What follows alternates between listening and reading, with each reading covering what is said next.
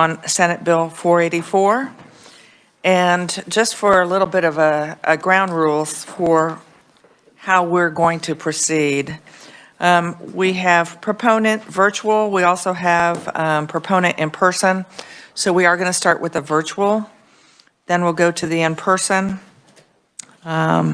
Then we will go to the neutral testimony. Then we will go to opponent. And we are going to start with opponent virtual. And then we will go to the opponent in person. Because we have, let's see, I counted, we have 23 people that are wanting to speak. And I really want everyone's voice to be heard. So we're going to make sure that all 23 people get an opportunity to speak. Now, typically what we do is when we have proponent testimony, as soon as proponent testimony is done, then we ask questions. Then we go to neutral testimony and we ask questions, and opposition and ask questions. There is not time for that. We are to be on the Senate floor by 2:30, and we will be working bills. So here's what we're going to do, because we did this last year as well. There are folks that are watching. I think we may have a couple committee members that are not here yet, that they may be watching virtually later. And so anyone from the committee that has questions is going to send their questions, and just put a P in the front or O in the front, or N as far as if it's proponent, neutral, or opponent. Send those questions to our committee chair, Cindy Rexer. Get those sent in by Wednesday morning, and then Cindy will send those out to all of you that submitted testimony. And you will have that opportunity by Friday to submit your responses. So I think last year we had a few questions that were for individuals. Others were just open, and that meant that anyone could respond. We'll do the very same thing. And then Cindy, by Monday, that's if everyone follows the rules, if everyone poses their questions by Wednesday, and then those questions are sent out and you guys respond by Friday, then we'll get those out. And not only will they get to all of the committee members, but also they will be posted for the public as well. So just want everyone to have their opportunity. We want to hear voices first, and so we're going to start with that. So the first voice we're going to hear today is going to be from our reviser. And actually, Jason Long, we're so happy to have you here. And for me, it's like a little alumni event, because you were my first reviser when I was first serving on Senate Education. So welcome, and please give us the overview of Senate Bill 484. Thank you, Madam Chair, members of the committee. I am Jason Long with the Office of Reviser Statutes. Senate Bill 484 would enact the Fairness in Women's Sports Act. The members of this committee may remember this bill, I believe, passed out of this committee last session in the form of Senate Bill 208, and actually in a form very similar to Senate Bill 484 after the amendments were adopted by the committee. The bill would require that any teams or sports sponsored by a public elementary or secondary school or any public college or university designate those teams or sports as being in one of three categories: either males, men or boys, females, women or girls, or co-ed or mixed. It has to be one of those classifications. And then they would, the bill would require that they play other teams from other schools and colleges that are in that same classification in competition. The bill further requires that any team or sports designated for females, women, or girls cannot be open to students of the male sex. The bill then goes on and prohibits any governmental entity or any licensing, accrediting body, athletic organization from taking any adverse action against a school, college, or university that is in compliance with the requirements of Senate Bill 484 and its classification of teams and sports. Finally, the bill does provide causes of action for violations of the bill. First, to any student who's deprived of an athletic opportunity or suffers as a harm as a result of violation of the requirement to keep teams classified. There's a second cause of action for any student who is subjected to retaliation or other adverse action as a result of reporting a violation of the act. And finally, there's a cause of action for any school or college that is harmed as a result of a violation of the act. Those lawsuits must be brought within 2 years after the harm has occurred. And plaintiff is entitled to monetary damages, attorney fees, or court costs. This would go into effect on July 1st of this year if enacted, and I'd be happy to answer any questions. Committee, this is the one opportunity to ask questions. Are there questions on the bill? Senator Petty, followed by Senator Sykes. Thank you, Madam Chair. Jason, does this bill any longer pertain to anyone under high school age? It does. It does apply to public and secondary elementary schools. If they are under the Kansas State High School Athletic Association, or? Well, they don't necessarily have to be under KSHA, but KSHA also does regulate middle school teams and competitions in addition to high school. Elementary? I don't believe they regulate elementary competitions at this time, but if there were interscholastic competitions among teams at the elementary level, they would have to comply with Senate Bill 484. Senator Sykes.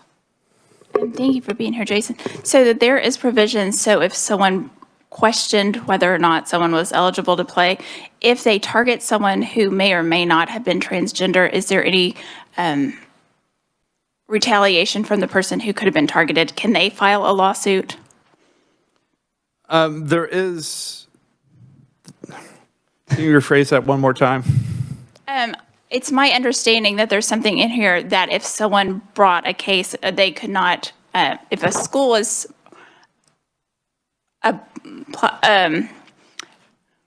doing what this law does, and then someone who felt that they could not play because they were transgendered, but if someone targeted someone that they thought may or may not be transgendered, is there any, like if they were being bullied for being good at a sport, is there anything in this legislation that would protect them? I don't know that that specific case is covered under the causes of action. It's a lawsuit for any harm caused by a violation of Section 2. So as long as the school is compliant with its categorization, unless a student felt that they should have been able to play in that category of team, and they were deprived of that athletic opportunity in violation of the act, then they would have a cause of action. I guess I would need a more very specific example. We'll wait for testimony. I feel like we may be opening a door to where someone could be bullied because they're on the other side, but thank you. Okay, I'm not seeing any other questions, so thank you so much, Jason. And we will start with our proponent virtual testimony. Do we have Idaho Representative Barbara Ehart with us? Madam Chairman, good committee. Yes, I am Representative Barbara Ehart from the great state of Idaho, and I truly appreciate your willingness to take this back up. I happen to be the first state to help pass this and the first sponsor. And this bill is very important to me because Title IX literally changed my life. I was 8 years old in 1972 when this passed. And, you know, people would ask me all the time, what do you want to do when you grow up? And I literally told them that I wanted to play sports, and I literally was told that I couldn't.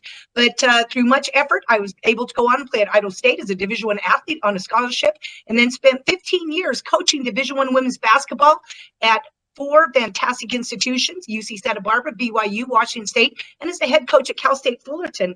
You know, one of the things, good committee, that I'd like to mention is you're going to hear a false narrative that basically states that this legislation, when it comes to sports, it really should be about the community and the humanity, and that it should be about being inclusive. And, you know, that's all fine as subcategories with sports, but really sports is about competition and it's about winning. If it wasn't about competition and winning, then players wouldn't get cut and coaches wouldn't get fired. And along those same lines, right here in Idaho, our athletes had the disadvantage of having to compete against June Eastwood, who had run as John Eastwood for 3 years at the University of Montana. The last year deciding to run as June. And June annihilated our women in the Big Sky NCAA championships, annihilated our women in 2020. Let me just say this.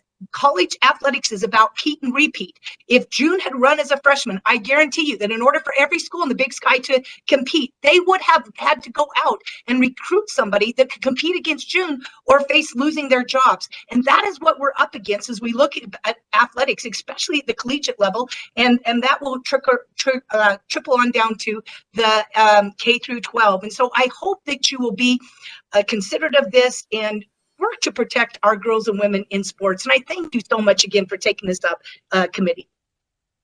Representative, thank you so much for joining us. We are going to, if our questions are directed toward you, they will be emailed to you.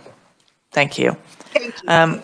And committee, I'm sorry, mentioned this before, that everyone will get a chance. Everyone's going to get the 2 minutes. And so you heard the chime, and that's when that wrapped up. So everyone gets those 2 minutes. So next up, we have Matt Sharp, Senior Counsel, Alliance Defending Freedom. Matt, are you with us? Yes, I am. Wonderful. The 2-minute timer is beginning. Thank you. Good afternoon, Madam Chair and members of the committee. I'm Matt Sharp, Senior Counsel with Alliance Defending Freedom.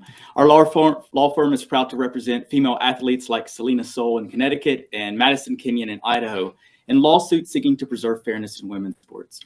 SB 484 simply sets eligibility standards for female teams. It ensures that spots on female teams are not taken by male athletes and that taxpayer-funded scholarships go to the female athletes who spent years honing their talent to earn them. It provides female athletes with a vital legal remedy if an athletic association or school ignores the law or retaliates against a female athlete for reporting a violation of the law. This was threatened against female swimmers at University of Pennsylvania who spoke out about a male competing on their team. And to address the earlier question, nothing in this would undermine any existing anti-bullying laws or prevent schools or athletic associations from responding to someone trying to abuse this law or target an athlete. I do want to emphasize that SB 484 is consistent with both the U.S. Constitution and federal law, including Title IX. Contrary to what opponents may claim, federal courts have long recognized that it's constitutional to provide separate programs based on sex. In fact, none other than Justice Ruth Bader Ginsburg, author of the Supreme Court's ruling that women must be allowed to attend the Virginia Military Institute, recognized that female students at VMI would undoubtedly require separate physical fitness standards, precisely because of the, quote, physiological differences between male and female individuals. And for the same reason, men and women undoubtedly require separate athletic programs. Similarly, the Ninth Circuit Court of Appeals upheld an Arizona policy that, like SB 484, merely said that males are not eligible to compete on female teams. The court there also concluded that it's a physiological fact that, quote, males would have an undue advantage competing against women. Due to the average physiological differences, males would displace females to a substantial extent if they were allowed to compete for positions on women's team. And based on this precedent, attorneys general from 14 states, including Kansas, filed a brief supporting the constitutionality of Idaho's women's sports legislation that was recently enacted.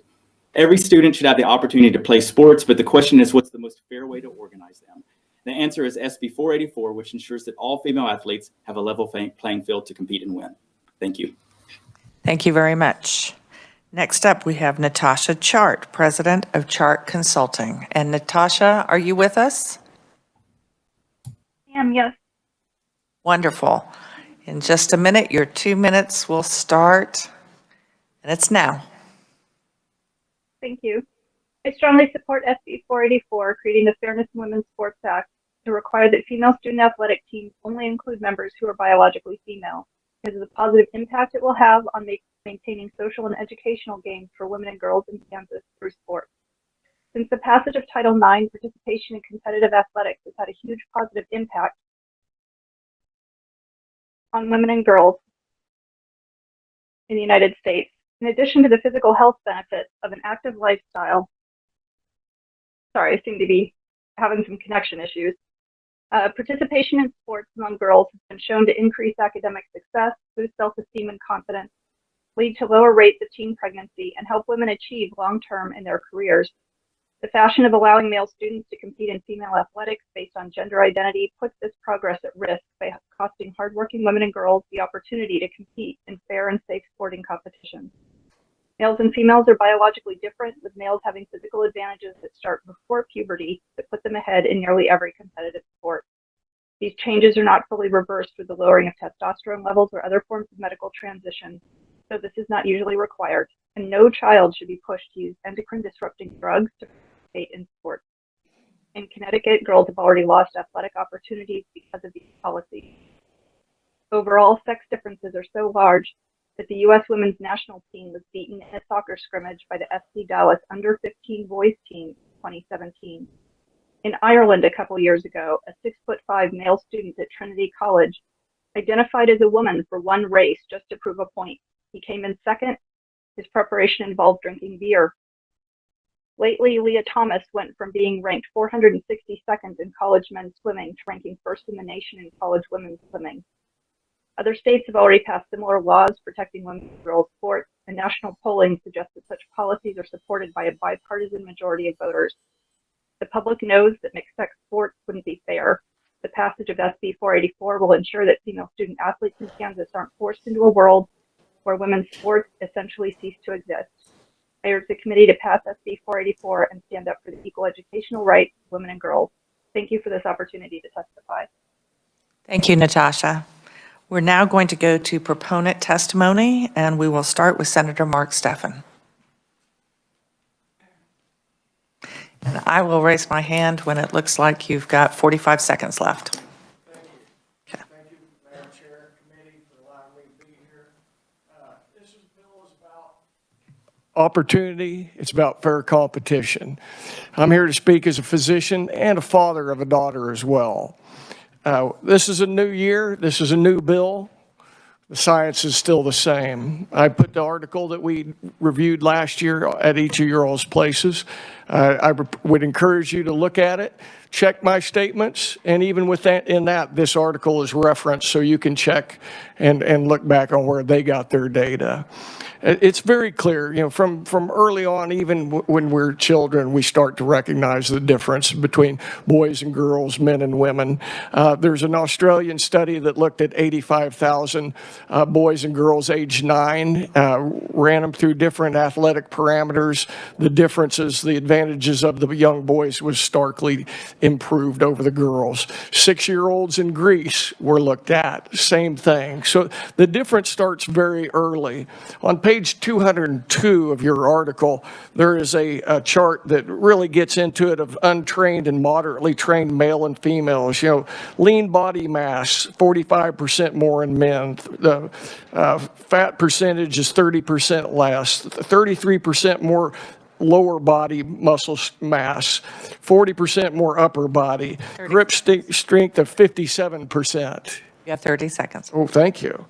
It's a stark difference. This is about opportunity. It's about fair competition. My daughter benefited wildly from the opportunity to play basketball and go to Yale and earn a Yale degree. We want that opportunity for future generations of young girls and women. This bill does it. It gives everybody opportunity to participate as well. Thank you. Thank you very much. Next up, we have Senator Renee Erickson.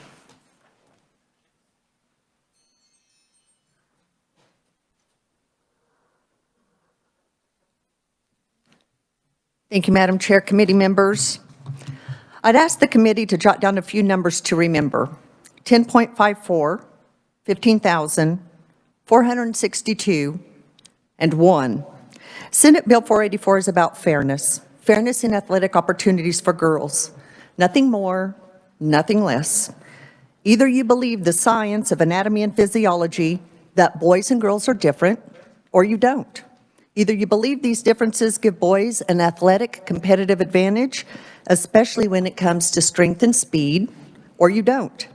Either you believe girls should have equal opportunities to compete and excel, or you don't. Either you believe the overwhelming evidence of decades of results of athletic performances that clearly support these facts, or you don't. Let me give you just a few examples. 10.54. Allison Felix is history's most decorated Olympic track and field athlete of all time. She won her 11th medal at the Tokyo Olympics. Her personal best in the 100 meters is 10.54 seconds. As fast as she is, over 15,000 high school boys and collegiate men have beat her time. In fact, her personal best would not be a high school boys record in Kansas. Think about that. The most decorated female Olympic sprinter in history would not hold the 100-meter record in the state of Kansas for high school. Without this bill, only one group is in jeopardy of being denied fair opportunities to compete, and that's women. With this bill, everyone has the appropriate place to compete based on science and years of actual results. Since this was debated last year, there have been numerous examples, and I know we've talked about Leah Thomas, and I'd like to get to my numbers real quick. She was ranked 462nd as a male, number 1 as a female. At the end of the day, I have 3 granddaughters, and their grandmas both benefited from Title IX, and I ask that you protect their and all Kansas girls' right to an equal and level playing field. Thank you, Madam Chair. Thank you. Last up for proponent in person, we have Brittany Jones, Director of Policy and Engagement for Kansas Family Voice. Welcome. Thank you, Senator Baumgardner, and thank you, committee, for having me today. My name is Brittany Jones, and I am an attorney and the Director of Policy and Engagement for Kansas Family Voice. Title IX was written and implemented to correct disadvantages for women in education and in athletics. National activists are attacking this women's place in these institutions, and these attacks have only accelerated in the last year since we first discussed this bill. Kansas should not wait until its girls have lost opportunities or been displaced in order to act. The concerns presented by this bill are not an idle concern in Kansas because KSHA has already created a policy that threatens the integrity of girls' sports. Parents and athletes across our state are not okay with just allowing female sports to be erased. Legally, as Matt Sharp referenced earlier, this law is in keeping with several decades of case law supporting the recognition of differences between men and women in the area of sports. Women deserve a fair playing field for competition, something the NCAA has continually denied them and has only done so when they were forced to do so. It is up to the Kansas legislature to demand that women be treated fairly and not cower to the threats of a group that does not have women's interests at heart. You may have heard that this is a small threat. I will remind you that it only takes 2 biological males to wipe out 15 state titles that were previously held by women in the state of Connecticut. The number does not have to be large to put women's opportunities at risk. Today, you have before you several testimonies from athletes across the state of Kansas who support this bill. They were not able to be with us today, but they are Olympic athletes, they are track stars, they are soccer players, they are basketball players, and these are brave women who support SB 484. The opportunities that Title IX and athletics have given them are innumerable, and I encourage you to carefully read and consider that testimony. I ask that you protect fair play for these athletes and for girls in the future. Give them a reason to shoot for the stars, and I ask you to pass SB 484. Thank you so much. Thank you. Next up, we are moving now to neutral testimony. Matt Lindsey, President, Kansas Independent College Association. Is Matt in here? There we go.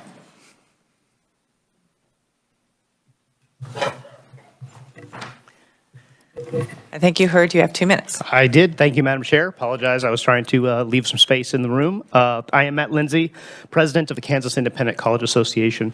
I appear before you as a neutral conferee, mostly to talk about a part of Section 2A of the bill. Section 2A says that it actually includes a provision that says if any institution plays against a public school or public college, they are subject to the provisions of this law. This would create a new private cause of action against private colleges in KICA. I point out that Newman University, a Catholic university in Wichita, plays against Emporia State, Forte State, in many, many sports. Heston College in Heston plays against many of the community colleges. Most of our schools have invitations to play tennis or swimming or any number of sports against public institutions as well. So our concern with this bill, and we'd like to see fixed, is to remove those provisions and not create a new private cause of action against private colleges who are, I would point out, 19 of my 20 are religious institutions at their heart to begin with. I think I can wrap that up with my testimony, and thank you, Madam Chair. Thank you so much, Matt. We are now going to go to our virtual opponents. First up, we have Davis Hammett. Davis, are you with us?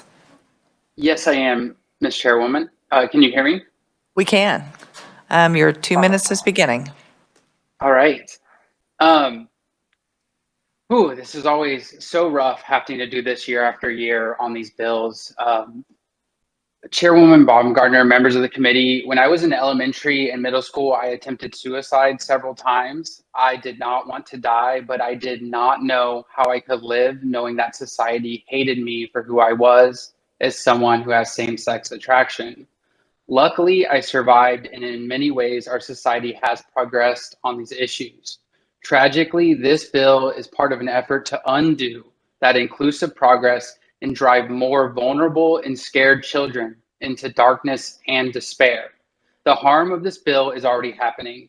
I experienced this last year as a near identical bill drove transgender teenagers and adults to reach out to me in fear that the state was now not only targeting them, but inspiring others to commit violence against them. I beg you, please oppose Senate Bill 484. Stop introducing and holding hearings on these bills that target, harass, and encourage violence against LGBTQ Kansans, especially children. Thank you. Thank you very much, Davis.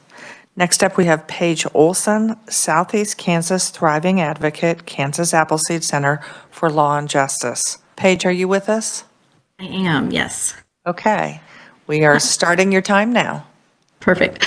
Chair Baumgartner and members of the committee, thank you for the opportunity to provide opponent testimony for Senate Bill 484. Again, I'm Paige Olsen, and I am the Southeast Kansas Thriving Advocate for Kansas Appleseed Center for Law and Justice, a nonprofit, nonpartisan organization dedicated to the belief that Kansans working together can build a state full of thriving, inclusive, and just communities. Kansas Appleseed opposes Senate Bill 484. This bill was created on false perceptions of gender. Biological sex is not a clean binary. 1.7% of the population is born intersex, which is an umbrella term for anyone born with reproductive anatomy or a chromosome pattern that cannot be clearly classified as typical male or female. There is an abundance of evidence that transgender and non-binary youth participating in sports groups that affirm their gender identity leads to better grades, higher rate of homework completion, higher educational and occupational aspirations, and improved self-esteem because, of course, inclusion leads to better self-esteem and positive outcomes. And on the other end of that, an extensive 2021 survey found that 52% of transgender and non-binary youth in the United States seriously considered suicide. That same survey found that transgender youth in schools that affirmed their gender reported significantly lower rates of suicide attempts. This bill is disguised as something to protect girls, when in actuality, it is a bill that punishes girls for stating who they are. Trans girls are girls. Thank you for the opportunity to speak, and I am happy to answer any questions at the appropriate time. Thank you, Paige. Paige, the questions will be emailed to you to respond to. Thank you so much. Thank you. Last up, as far as our opponent virtual, we have Kyle. Kyle, is it Velty? It is Velty. Thank you for asking. Wonderful. Kyle is the Associate Professor at the University of Kansas School for Law. Welcome. Thank you so much. We're starting the 2 minutes now. Great. Thank you, Madam Chair. My name is Kyle Velty. My pronouns are she, her, and hers. I'm an associate professor at the University of Kansas School of Law, but I'm here today in my personal capacity as a legal expert in LGBTQ anti-discrimination law. I'm here to testify in opposition to SB 484. Allowing separate teams is not the question here. The question is where trans girls should be able to play sports. Trans girls are girls, and they should play on girls' sports teams. SB 484 is unlawful under Title IX and the Equal Protection Clause. As you know, Title IX prohibits discrimination on the basis of sex in educational programs receiving federal funds. The Supreme Court has held that gender identity discrimination is sex discrimination. Therefore, this law clearly is prohibited. It protects discrimination against transgender students, and it renders SB 484 in violation of Title IX. Turning to the Equal Protection Clause, because this bill classifies based on sex, it fails under the Equal Protection Clause unless it is substantially related to an important government interest. The government justification for this law has to be exceedingly persuasive. It has to be based on genuine and not hypothetical justifications and concerns. Here, the government's interest seems loosely to be fairness to cisgender girls. Even if we assume that that is an important government interest, that's not the end of the analysis. This bill fails because it isn't substantially related to that interest, fairness to girls, to cis girls. The only justification is hypothetical future problems that haven't arisen. The bill is both over-inclusive and under-inclusive. The fit is not right. It's based on an erroneous assumption that transgender girls have a categorical advantage over cisgender girls in athletics, with no factual support around that. It leaves only one reason for this bill, and that is animus, dislike, or fear of transgender people and transgender kids. And that is not a ground that will justify this law under the Equal Protection Clause. In conclusion, SB 484 does not further sex equality or fairness in sports for cisgender girls. What it does do is inflict rank discrimination against transgender girls in violation of Title IX and the U.S. Constitution. Please vote no on this bill. Thank you. Thank you for joining us. Okay, committee, we are now going to move to our opponent in person, and we'll start with Representative Stephanie Byers.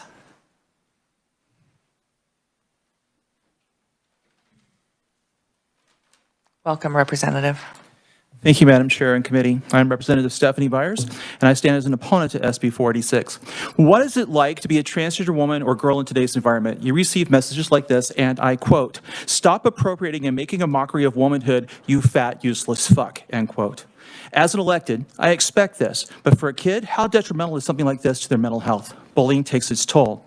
Bullying is considered such because the behavior is aggressive, and it has to include two components: an imbalance of power, either real or perceived, and repetition, either actually taking place or a possibility of it. We see an imbalance of power with this, and we see repetition because this bill came up from last year. So there's no new argument for this. This bill is based on the idea of fear and the fact that they believe that trans girls are not real girls. And for whoever actually wrote this bill, because we know it's come up all across the United States, how do you define biological male? And how do you arrive at that definition? And do you even know for sure what your biology says about you? At the end of the day, human beings exist in relationships. And when you look at this bill, are you opening doors for relationships with your children, your grandchildren, or closing them? Because my parents didn't know I was transgender until I was 51 years old. It took me a long time before I could bring myself to the light. I walked in the dark for a long time without a parental hand to hold because I wasn't sure, because of comments they had made when we were younger. We need to stop this, because nothing's going to stop people from being transgender. They will still be transgender. And nothing we do is going to end that. And none of us need to take a jump to the left or a step to the right. And there is no reason for us to put our hands on our hips. We need to stop this time warp, because we don't need to go through it again. Position of power. Repeated behavior. I oppose SB 484. Trans girls are real girls, and we don't need to continue bullying trans kids. Thank you. Next up, we have Representative Heather Meyer.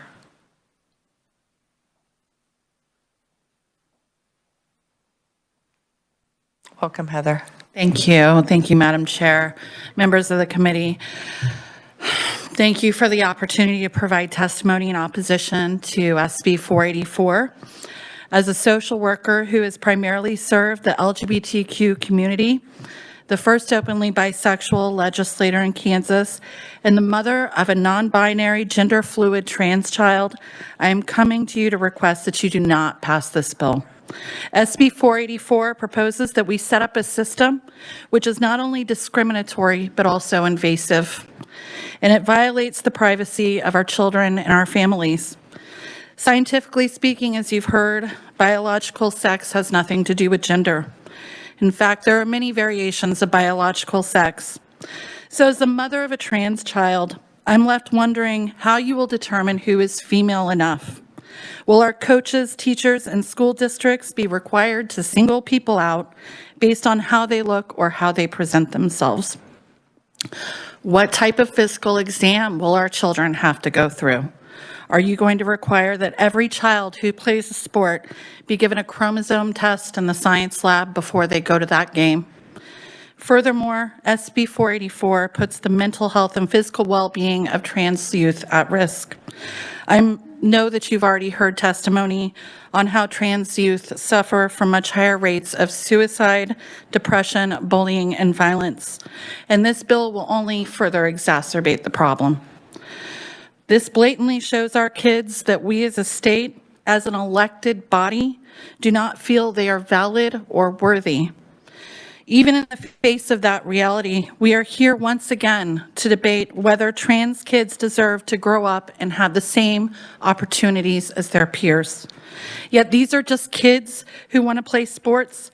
Kids may be different than other kids, but they're different. They're kids all the same. And unlike soccer, basketball, baseball, or football, their lives are not some game that the legislators can play. Their mental health isn't a ball you can toss around until you win, because if this bill passes out of committee, there will be no winners, only state-sponsored suffering.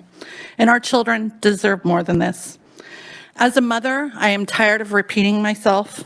Don't do this to our kids. I urge you to vote no on SB 484. Thank you. Thank you. Next up, we have Representative Suzanne Ruiz.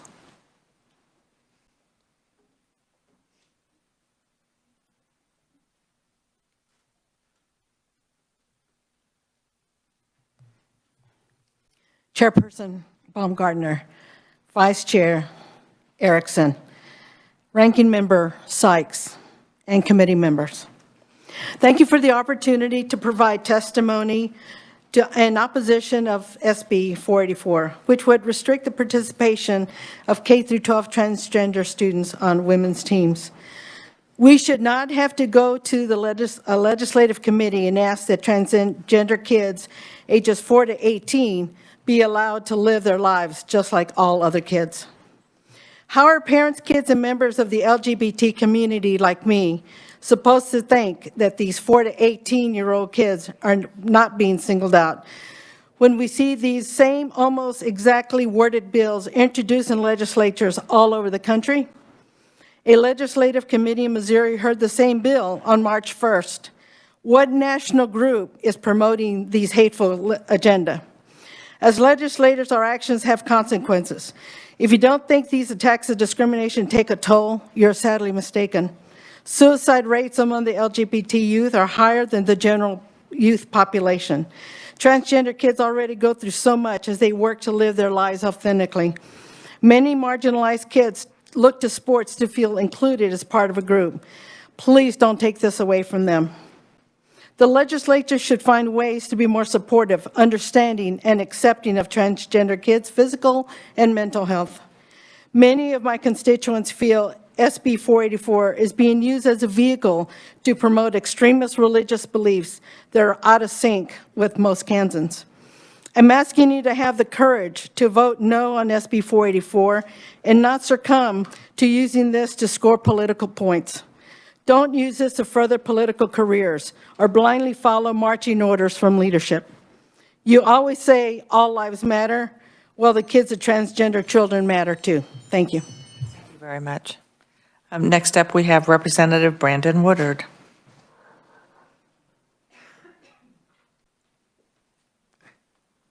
A little taller. Thank you, Madam Chair, members of the committee. Thank you for the opportunity to oppose Senate Bill 484. Here we go again. This legislation is just one more in a series of attacks on our trans neighbors here in Kansas. First, it was not wanting them in the military. Then it was regulating their bathroom usage, refusing business in the name of so-called religious freedom, and now wanting to exclude them from the sports field. Let us be clear, this bill is not about sports. It's about attacking young transgender Kansans. Stop advancing legislation with the goal of bullying children so far into the closet that they never show the world who they are. Beyond the moral reasons to oppose this bill, this legislation is dangerous. It puts a target on the backs of already vulnerable students and will negatively impact the image of Kansas once again throughout this country. Senate Bill 484 would open our state to endless litigation and risks the out-of-state teams refusing to play our competitive Kansas athletes. Many of our colleagues talk about why are young people leaving our state? Maybe we should address policies to keep them here. It is because of backwards policies like this one that is a solution in search of a problem that is leading my generation to leave our great state of Kansas. I urge the committee to choose an inclusive and welcoming Kansas for all students, not just those that you believe to be deemed acceptable by our society. I ask you to vote no on Senate Bill 484 and would be happy to answer questions if they are emailed to me. Thank you, Madam Chair. Thank you, Brandon. Next up, we have Eileen Burquist, Community Engagement Manager for the American Civil Liberties Union of Kansas. Welcome. And I am much shorter than he is. Again, for the record, Eileen Burquist, ACLU of Kansas. Chair Baumgardner, thank you for the opportunity to speak today. We stand strongly opposed to this bill. It is rooted in the belief that the inclusion of transgender women and girls in sports somehow undermines opportunities for cisgender women and girls. Not only is this framing not based in fact, it completely disregards the very real harm caused by trans exclusion laws.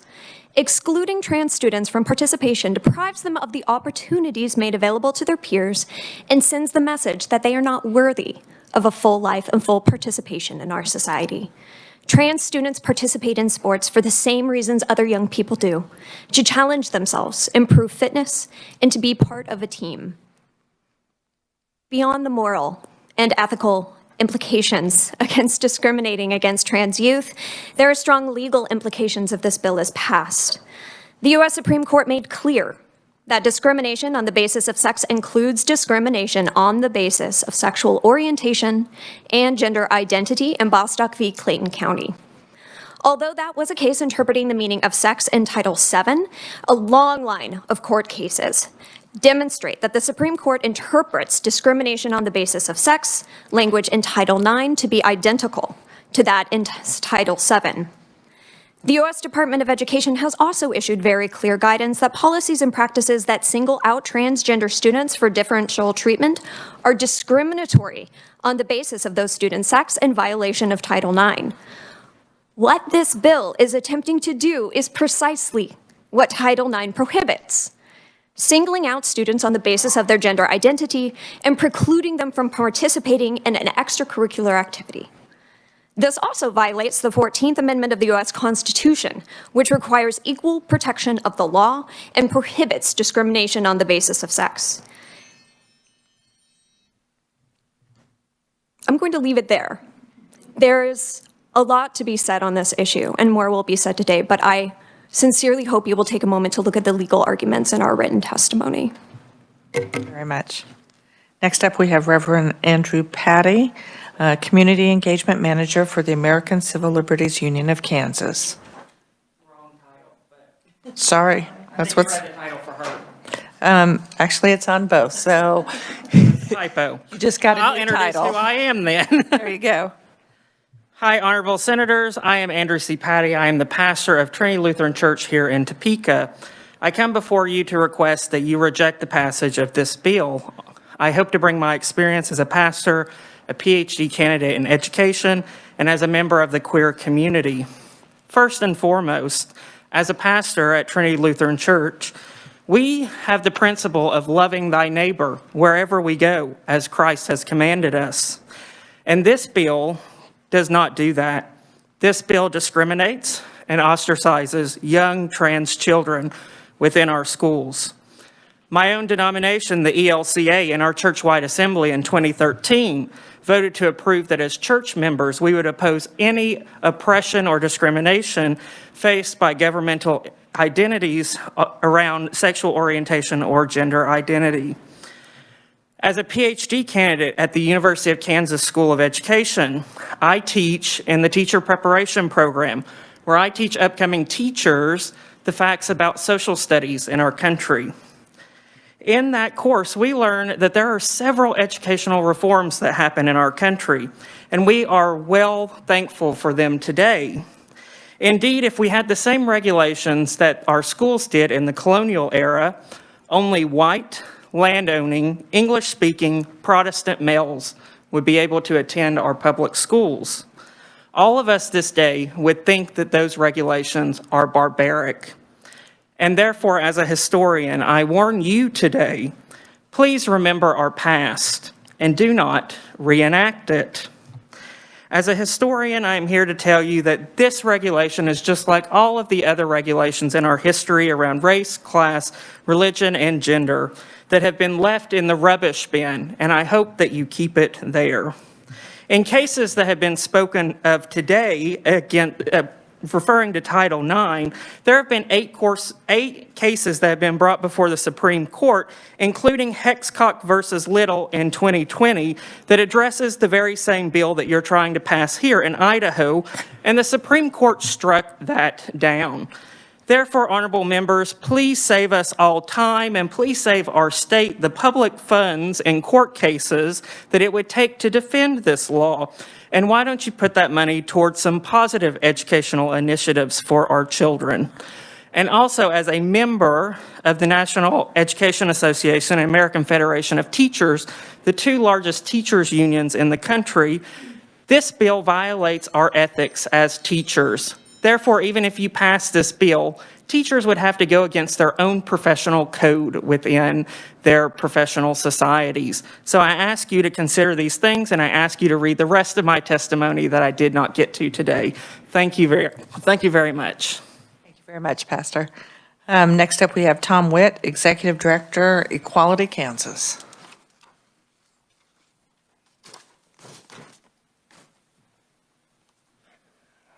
Greetings once again, Madam Chair, Committee. So, Tom Witt, Equality Kansas, for the record. We've been here before. This is the third one of these bills. The first one was introduced by former State Representative Michael Capps, and it didn't go anywhere because it had Michael Capps' name on it. Then we had last year's bill with a whole section on general inspections. There was public outcry, and this committee saw fit to strip the general inspection part out. Now we have this year's bill, where instead of general inspections in the bill, we're telling poor Bill Faflick over at Keisha that he gets to write the regulation and take all of the public heat for the general inspection regulations that he's going to have to implement. That's not a profile in courage. This is the kind of bill that ducks the responsibility and dumps it on somebody else to implement what is going to prove to be incredibly unpopular legislation, should it actually pass into law. Now, one thing I've been challenged about quite a bit lately, we keep referring to children. The bill specifies elementary school. Kids as young as 4 get admitted into kindergarten. Okay? We're talking 4 and 5-year-olds. Now, somebody in this building told me the other day, well, they don't play on teams against other schools. The bill says clubs and intramural activities, and intramural is in the same building. So basically what we're talking about is boys and girls playing kickball in kindergarten are going to be at risk of forced into general inspections. You just can't get more disgusting than that. But that's where this legislation goes. There's not another place for it. This is, well, my time is up. You have my testimony. This is my 18th session here, and every damn one of them, we have had to come up here and defend our community against anti-LGBT bills. And every session, it's something different. It's not about sports like other people have said. It's just flat animus towards the LGBT community. Sorry to take too much time, Madam Chair. Thank you. Fine, thank you. Next up, we have Suzanne Wheeler, retired Colonel, U.S. Army, Executive Director of the Mid-America LGBT Chamber of Commerce. Welcome. Thank you, Madam Chair. Thank you, committee. For the record, my name is Suzanne Wheeler. I'm the Executive Director of the nonpartisan Mid-America LGBT Chamber of Commerce. I represent over 450 business members, some of whom are the largest employers in Kansas, and others who represent growing industries like biotechnology and information technology within our state. We're opposed to the attack on transgender children in our state, shrouded in the guise of protecting our daughters in sports.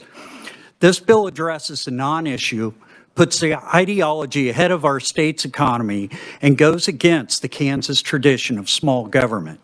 We must ask why those elected to do the hard work of making our state a great place to live and work are wasting our valuable time in this legislative session on bills that address non-issues that put our economy at risk. The Kansas High School Sports Commission has solutions in place that are working. Over 5% of our workforce in Kansas identifies as LGBTQ+.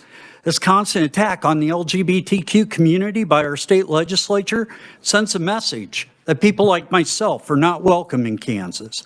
This is a state where most citizens believe in small government, yet bills like this are the epitome of government overreach. They're political theater designed to incite voters to the polls for personal expediency of candidates rather than helping out all of our Kansas citizens. Workforce development will determine if Kansas is economically successful and becomes a leader in our nation. A recent Gallup poll cites that over 7.1% of the next generation workforce identifies as LGBTQ. How are you going to entice those individuals to come to our state, or how are you going to entice the individuals who graduate to stay in our state? You can read the rest of my testimony. Thank you. Thank you very much. Next up, we have Holly Terrell.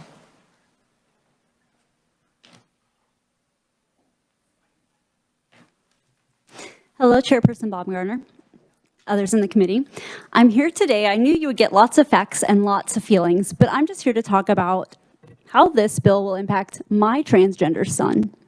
We talk a lot about trans women because trans women are trans women and trans women are women. Trans men are men. This also impacts my young son who is in middle school, who came today because it was important enough to him that we decided that we would take the trip here and we would let you know that us, parent, and son are impacted by this. I watch my child worry about whether or not he'll get to do cross country again next year because it was hard enough without a bill like this for him to run alongside other boys. If this bill passes, it impacts so many children. It impacts those who aren't sure whether or not they identify as a boy or girl. It impacts those who already know but are no longer allowed to participate based off of the identity that they have come to understand for themselves. It discriminates against children. The bill also doesn't talk about transgender or non-binary individuals. It only lists male or female. But sex organs are not the only thing that determine a gender identity. And so the bill is really missing out on a lot that it should add to be able to protect the children that are going to be wanting to participate in sports. And this isn't just 5-year-olds. This isn't just 6-year-olds. It's 5 to 18. This impacts so much more than until a person gets to college. We want these kids to make it to college. I want my son to make it to college. And if I worry about how he's going to interpret bills that tell him he's not a human, that he's less than because he identifies differently than the sex organs he was assigned at birth, it makes me nervous. And I don't want to have to go to work every day nervous about whether or not my child is okay, at least not because of the gender that he has identified with. So I really do urge you to oppose this bill, Senate Bill 484, because it's not going to help our children. It's not going to help our young adults to feel that they are a part of the world that we are asking them to be successful in. Thank you. Thank you very much. Next up is Mark Tallman, Associate Executive Director of Kansas Association of School Boards. Okay, we're not seeing him. So we'll move on to Dr. Rachel Locks, MD. Thank you for being here today. Thank you, Madam Chairwoman. Thank you, members of the committee, for hearing me today. My name is Dr. Rachel Locks. I'm a lifetime resident of Kansas. I hold degrees from Wichita State and KU School of Medicine. My pronouns are she, her, and I am a transgender woman. I wanted to talk to you today about suicidal behavior within the transgender population. There's a study that was published by the Indian Journal of Psychological Medicine that identified factors contributing to suicidal behavior among transgender people as follows: gender-based victimization, discrimination, bullying, violence, being rejected by the family, friends, and community, harassment by intimate partners, family members, police and public, discrimination, and ill treatment at healthcare systems. And also, I would like to invite you to write down a number right now, and that number is 0. According to the Associated Press, when challenged, proponents of this bill have not been able to identify a single incident that this bill would affect. In other words, there have been no complaints or anything that they've been able to provide when challenged. What will result from the passage of this bill is a strong message to our transgender community that you're not part of us, you're different. One of the very things that leads to suicidal behavior within our population. Suicidal behavior is something that as a trans woman I'm familiar with. I've tasted the cold steel of a .357 Magnum. Fortunately, I opted not to pull the trigger. Instead, I opted to come out and live authentically. I have friends who have taken the other path. And I don't know if you've ever gotten a phone call of a loved one or someone you care about that's killed themselves, but it makes an impact. It leaves a lot of questions that will never be answered. What if I had done this differently? What if I had called them? Every transgender adult was once a transgender child. That's why I'm here today. I want a better life for the next generation. Thank you for hearing me. Thank you so much. Next up, we have Amanda, and Amanda, I'm guessing is it McGoy? There we go. Amanda is MSN, APRN, and FNPC. Thank you for being with us. And you can just move that mic down. I'm not sure. Okay. Chairwoman and members of the committee, thank you for allowing me to speak today. My name is Amanda McGoy. I use she, her pronouns. I am a primary care and hormone therapy provider in Wichita, Kansas. I am certified in family practice. I am World Professional Association of Transgender Health trained, and I am one of the only 9 clinical providers in the state of Kansas. I own MCare Healthcare in Wichita, where I currently provide care to over 600 transgender individuals, including 70 transgender youth. I practice explicitly within the WPATH guidelines for the medical treatment of gender incongruence and within the limitations of my state licensure, professional association certifications. I've obtained over 300 additional transgender healthcare specific continuing education hours, and I have over 3 years of experience providing care to this population. Today I'm going to speak to you about how the medical facts are related to this bill. This testimony is based on my education, experience, and the research that is currently available. Great strides have been made in the medical community in regard to the understanding of sex and gender. Sex is not binary, and while sex determination may seem black and white, there is an expansive and complex gray area in between. Karyotypic variations, genital variations, and hormonal variations exist within humanity that make it clear to all of us that classification of individuals as male or female is not as simple as it may seem. Consider karyotype variations. There are more than just XX or XY chromosomes. Consider Klinefelter syndrome and Turner syndrome. Assessment of external genitalia is not a clear-cut way of defining sex either. There are many variations of normal genital presentation. So what about hormones? Hormone exposure is the cause of the secondary sex characteristics that are commonly thought of as feminizing or masculinizing effects. Androgen levels are grossly similar until the onset of puberty at 12 to 13 years old. However, even at that time, classifying people as male or female based on hormone levels is not clear. Conditions such as androgen insensitivity syndrome, congenital adrenal hyperplasia, and polycystic ovarian syndrome result in hormone variations which affect physical development. It's also important to note that trans girls that that have puberty blockers placed will never be exposed to the excess testosterone that is given through puberty. It is my professional opinion that the healthcare privacy of individuals will be directly infringed on by the passage of this bill. Visual assessment of genitalia, accessing medical records, or requiring costly lab and genetic testing is a direct attack on transgender people. I'm calling on you today to stand up for the trans Kansans, show them that they are just as important to you as everyone else that you've spoken with today. Thank you. Very much. Last up, we have Reverend Kayla Simmons Wood.